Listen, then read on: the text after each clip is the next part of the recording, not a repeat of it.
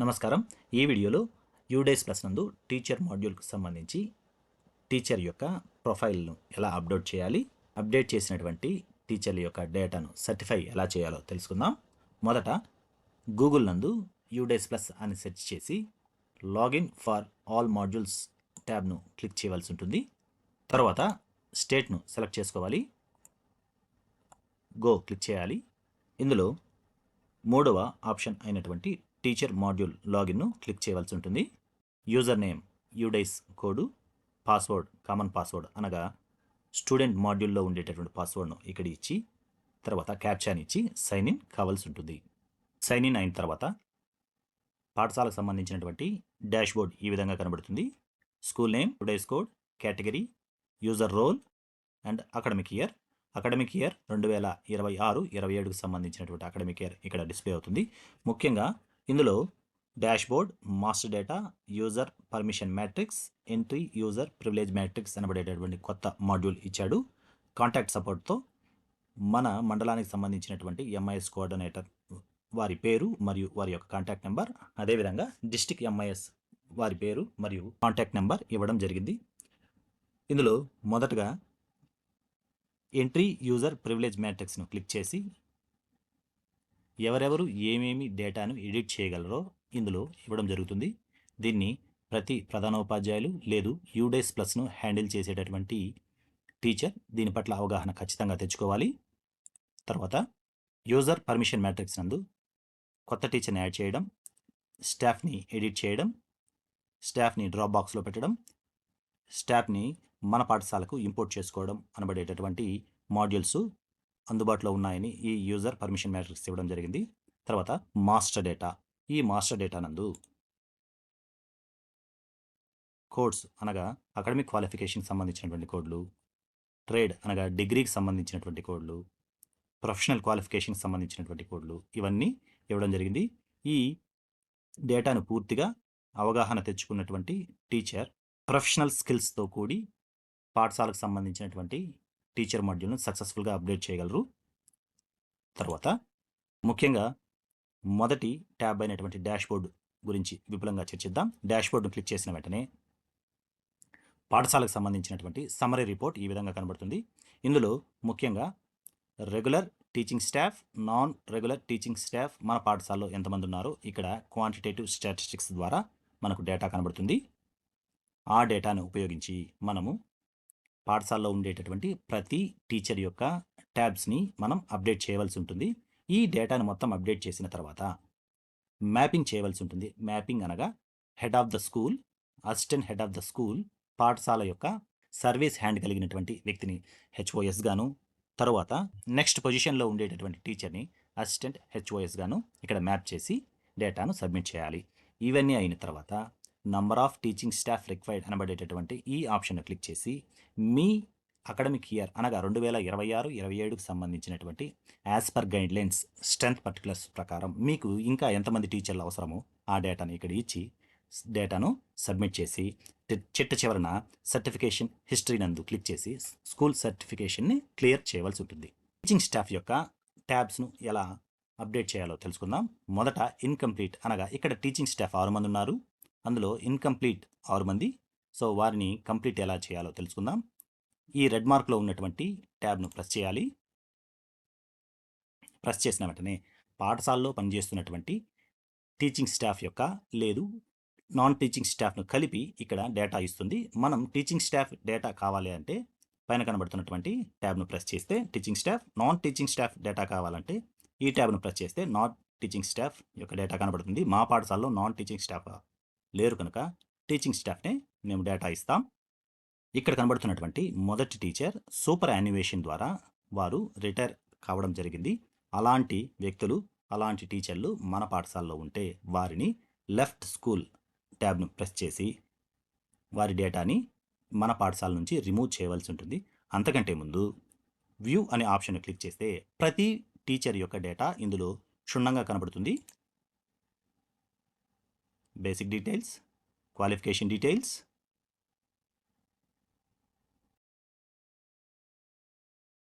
Aadhaar status details, Aadhaar updation details, status ఇన్కంప్లీట్గా ఉంది. తర్వాత లెఫ్ట్ స్కూల్ అనే ట్యాబ్ను ప్రెస్ చేసి వారి యొక్క డీటెయిల్స్ అన్ని ఒకసారి గమనించిన తర్వాత లెఫ్ట్ స్కూల్ క్లిక్ చేసిన తర్వాత ఇక్కడ ఉండేటటువంటి రీజన్ అప్డేట్ చేయవలసి ఉంటుంది. రీజన్ వచ్చి రిటైర్మెంట్. ఇక్కడ మనం డేటాను సబ్మిట్ చేయాలి. Shri P Prakash LFL HM has been retired due to superannuation in 2026 అనబడేటటువంటి రిమార్క్స్ ఇచ్చి డేట్ ఇవ్వాల్సి ఉంటుంది. ఈ డేట్ సార్ గారు రిటైర్ మార్చ్ 31వ తేదీన రిటైర్ అవ్వడం జరిగింది. లెఫ్ట్ స్కూల్ అనబడేటటువంటి ట్యాబ్ను క్లిక్ చేయాలి. క్లిక్ చేసిన వెంటనే సార్ గారి యొక్క నేము ఈ క్యూ నుండి తొలగించబడుతుంది. ప్రస్తుతానికి మన పాఠశాలలో 6 మంది కాకుండా 5 మంది మాత్రమే పనిచేస్తున్నారు. టీచర్ యొక్క జీపీ, ఏటీ, టీడీ. జీపీ అనగా జనరల్ ప్రొఫైల్, ఏటీ అనగా appointment and teaching details, TD అనగా ట్రైనింగ్ డీటెయిల్స్ని ఎలా అప్డేట్ చేయాలో తెలుసుకుందాం. మొదట జీపీని క్లిక్ చేస్తాను. క్లిక్ చేసిన వెంటనే name, gender, date of birth అనేది ఫ్రీజ్ చేయబడి ఉంటాయి. ఈ ఫ్రీజింగ్కి సంబంధించినటువంటి డేటాలో ఏదైనా మార్పు ఉంటే మన అడ్మిన్ అయినటువంటి ఎంఐఎస్ కోఆర్డినేటర్ ద్వారా మార్పు చేసుకోవచ్చు. స్టేట్ కోడ్ నా యొక్క ట్రెజరీ ఐడి ఇచ్చాను. Social category, highest academic qualification, trade are degree యొక్క మార్పు ఏదైనా ఉంటే ఇక్కడ మార్పు చేయవచ్చు.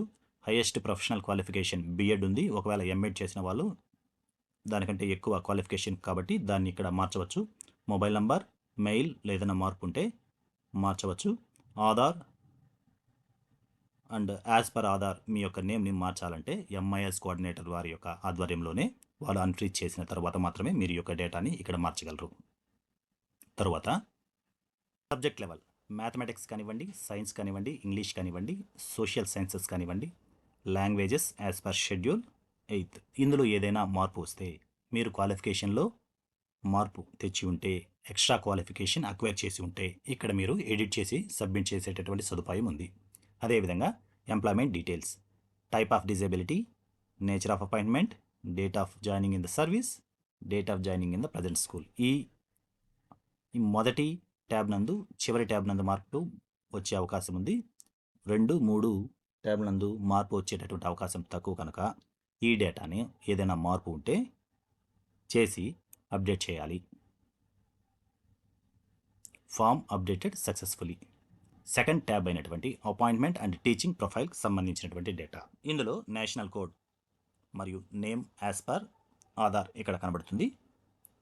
Type of teacher very important thing, దీని గురించి డిస్కస్ చేయవలసి ఉంది.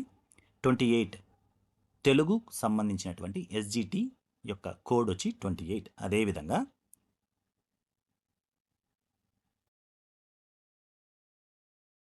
ఉర్దూకు సంబంధించినటువంటి SGT 58, 59 SGT Tamil, 60 SGT Kannada, 61 SGT Oriya, Marathi SGT special educator. Special educator అంటే ఐఈఆర్పి కానివ్వండి, స్పెషల్ ఎడ్యుకేషన్కి సంబంధించినటువంటి స్కూల్ అసిస్టెంట్ కానివ్వండి, ఈ నెంబర్ను ఇవ్వవలసి ఉంటుంది. పిఎస్ హెడ్ మాస్టర్లు నెంబర్ 12 అనగా ఎల్ఎఫ్ఎల్ హెడ్ మాస్టర్గానే మీరు డేటాని అక్కడ ఇవ్వాల్సి ఉంటుంది. ఒకవేళ మార్పు వస్తే అనగా స్కూల్ అసిస్టెంట్ మ్యాథమెటిక్స్ కలిగి ఉండి వారు పిఎస్ హెడ్ మాస్టర్గా పోస్ట్ అడ్జస్ట్ చేసి మోడల్ స్కూల్కి వచ్చి ఉంటారు. వారి నుండి క్లారిఫికేషన్ ఎంఐఎస్ కోఆర్డినేటర్ ద్వారా మాత్రమే ఇవ్వబడుతుంది. వారి నుంచి డేటా తీసుకున్న తర్వాత మాత్రమే మీరు దీనిని అప్డేట్ చేయగలరు. తర్వాత క్లాస్ స్టార్ట్ ప్రైమరీ సెక్షన్ కాబట్టి primary only. Appointment of level PRT primary teacher అని ఇవ్వడం జరిగింది. అపాయింట్మెంట్ ఫర్ సబ్జెక్ట్స్ ప్రైమరీ వాళ్ళకి all subjects, main subject taught all subjects, main subject taught 2 option. మీరు ఎక్స్ట్రా క్వాలిఫికేషన్లో అక్వైర్ చేసినటువంటి మెయిన్ మెథడాలజీని ఇక్కడ ఇవ్వడం జరుగుతుంది. Whether the teacher is deputation in the school from other school, no. Whether teacher is teaching at the other school, guest contractual deputation, no అనబడేటటువంటి డేటానిచ్చి నేను అప్డేట్ చేశాను.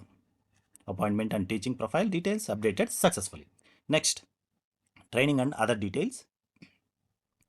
Train for teaching CWSN, no. Train for computer for using teaching, yes. Training required subject knowledge అని గతంలో ఇచ్చి ఉన్నాను. ఇప్పుడు నేను లీడర్షిప్ అండ్ మేనేజ్మెంట్కి సంబంధించినటువంటి డేటాని ఆప్షన్ చేసుకున్నాను. ట్రైనింగ్ నీడ్స్ ఐసీటీ స్కిల్స్నే ఇవ్వడం జరిగింది. తర్వాత మీరు నిష్ఠానందు ట్రైనింగ్ పొందారా? ఖచ్చితంగా ఎస్ పెట్టాలి. Working days spent are non teaching assessment. ఈ అకాడమిక్ ఇయర్లో నేను ఎటువంటి అసెస్మెంట్కి ఇవ్వలేదు కనుక 0 పెట్టాను. తర్వాత languages to be taught. Language 1 Telugu, language 2 English, language 3 optional. Whether the train is safety security audit for school ensuring child safety, no. Cyber safety, no. Psychosocial aspects, no. Whether received training early identification support on classroom of CWSS, no. Whether the teacher is CTET STET qualified, no ఇచ్చి ఒకవేళ yes అయితే ఇక్కడ year ఇవ్వాల్సి ఉంటుంది. No ఇచ్చి డేటాని నేను update చేశాను. అప్డేట్ చేసిన తర్వాత నా యొక్క డేటా చూడండి గ్రీన్లోకి మారడం జరిగింది. అదేవిధంగా పాఠశాలలో ఉన్నటువంటి అందరి టీచింగ్ స్టాఫ్ యొక్క డేటాను అప్డేట్ చేసి ఇక్కడ కనబడుతున్నటువంటి రీఫ్రెష్ బటన్ క్లిక్ చేసిన వెంటనే గతంలో 6 మంది ఉన్నటువంటి పాఠశాల నందు స్టాఫ్ యొక్క డీటెయిల్స్ క్వాంటిటేటివ్ స్టాటిస్టిక్స్ కింద 5 మంది అవ్వడం జరిగింది. సో ఈ 5 మందిని ఒకసారి రీచెక్ చేసి ఇప్పుడు మ్యాపింగ్ సంబంధించినటువంటి డీటెయిల్స్ ఎలా ఇవ్వాలో చూద్దాం. మ్యాపింగ్ను క్లిక్ చేసిన వెంటనే select details to be mapped. Head of the school, with in the school, select staff to be mapped. Senior టీచర్ని హెచ్ఓఎస్గా ఇవ్వడం జరిగింది. అసిస్టెంట్ హెచ్ఓగా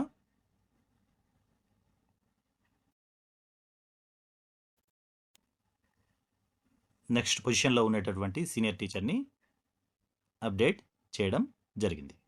ఒక డీటెయిల్స్ వారి యొక్క ఫోన్ నెంబర్లు ఇక్కడ కనబడతాయి.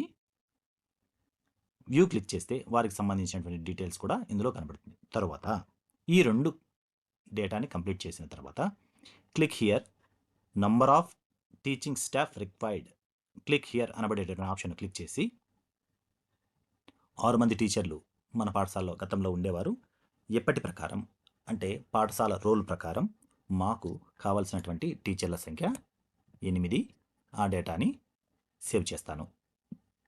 Teaching staff required details saved successfully. ఇవన్నీ అయిన తర్వాత సర్టిఫికేషన్ హిస్టరీకి వెళ్ళవలసి ఉంటుంది. సర్టిఫికేషన్ హిస్టరీ ఎంటీగా ఉంది.